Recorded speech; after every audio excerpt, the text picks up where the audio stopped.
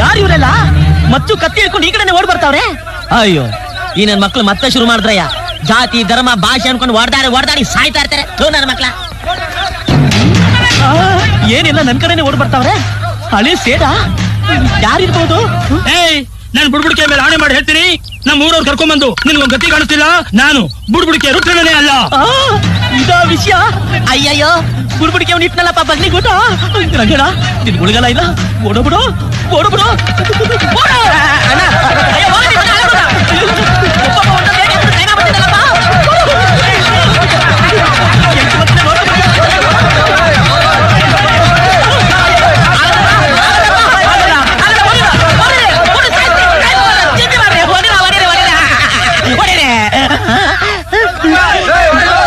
ಎಲ್ಲ ಮುಂದೆ ಓಡೋಗ್ಬಿಟ್ರು.